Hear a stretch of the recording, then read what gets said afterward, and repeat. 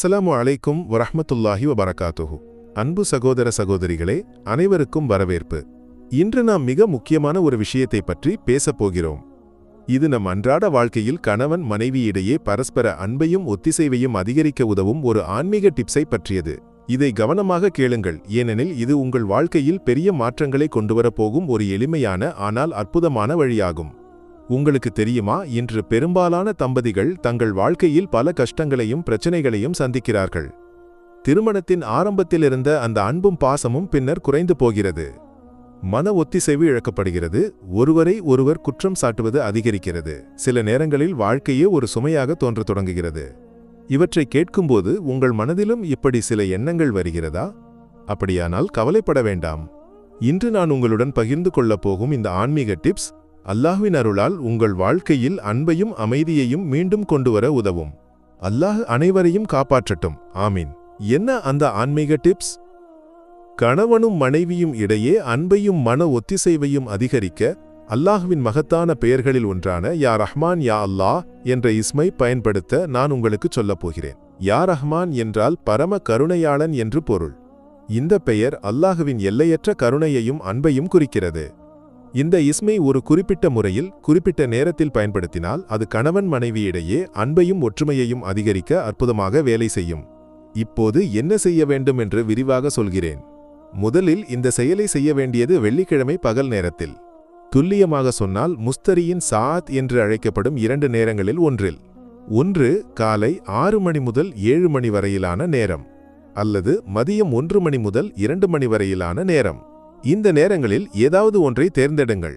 இப்போது என்ன செய்ய வேண்டும்? யா ரஹ்மான் யா அல்லாஹ் என்ற இந்த இஸ்மை 98 முறை அல்லது 298 முறை ஜபிக்க வேண்டும். கவனிக்கவும், யா ரஹ்மான் யா அல்லாஹ் என்று ஒன்றாகவே ஜபிக்க வேண்டும், தனித்தனியாக அல்ல. இந்த ஜிக்ரை ஜபிக்கும்போது உங்கள் மனம் அமைதியாக இருக்க வேண்டும். முழு கவனத்துடனும் அல்லாஹ்வின் மீது பக்தியுடனும் ஜபிக்க வேண்டும். இந்த ஜிக்ரை ஜபித்து முடித்த பிறகு ஒரு சிறிய அளவு சர்க்கரையை எடுக்கவும். இந்த சர்க்கரையில் யா ரஹ்மான் யா அல்லாஹ் என்ற ஜிக்ரை மந்திரிக்கவும். எப்படி மந்திரிப்பது? ஜிக்ரை ஜபித்து முடித்த பிறகு சர்க்கரையின் மீது மூச்சு ஊதவும், அல்லாஹ்வின் ஆசீர்வாதம் அதில் நிறைய பிரார்த்திக்கவும். இப்போது இந்த சர்க்கரையை கணவன் மனைவிக்கோ மனைவி கணவனுக்கோ கொடுக்க வேண்டும். எப்படி கொடுப்பது? இந்த சர்க்கரையை தண்ணீரில் கலந்து குடிக்க கொடுக்கலாம், அல்லது ஏதாவது பானத்திலோ உணவிலோ சேர்த்து கொடுக்கலாம். முக்கியமானது இந்த சர்க்கரையை அந்த நபர் சாப்பிட வேண்டும் என்பதுதான். இதை செய்யும்போது அல்லாஹ்வின் அருளால் கணவன் மனைவியிடையே அன்பும் மன ஒத்திசைவும் அதிகரிக்கும். பரஸ்பர தவறான புரிதல்கள் நீங்கும், இதயங்கள் மேலும் நெருக்கமாகும், வாழ்க்கை மேலும் மகிழ்ச்சிகரமாகும். அன்பர்களே, இந்த டிப்ஸ் எளிமையாக இருந்தாலும் இதன் பலன் அற்புதமானது. ஆனால் ஒரு விஷயத்தை கவனிக்க வேண்டும். இதை செய்யும்போது உங்கள் நோக்கம் தூய்மையாக இருக்க வேண்டும். அல்லாஹ்வின் மீது முழு நம்பிக்கையுடனும் பக்தியுடனும் மட்டுமே இதை செய்ய வேண்டும். யா ரஹ்மான் யா அல்லாஹ் என்ற இந்த இஸ்மின் சக்தி அல்லாஹ்வின் கருணையிலிருந்து வருவது. எனவே இந்த ஜிக்ரை ஜபிக்கும்போது உங்கள் இதயம் அல்லாஹ்வை நோக்கி நெருங்குவதை உறுதி செய்யுங்கள். இதை ஒரு நாள் மட்டுமல்ல, தொடர்ந்து செய்யலாம். ஒவ்வொரு வெள்ளிக்கிழமையும் இந்த முறையை மீண்டும் செய்யுங்கள். சில நாட்களுக்கு பிறகு உங்கள் வாழ்க்கையில் வரும் மாற்றங்களை நீங்களே உணர முடியும்.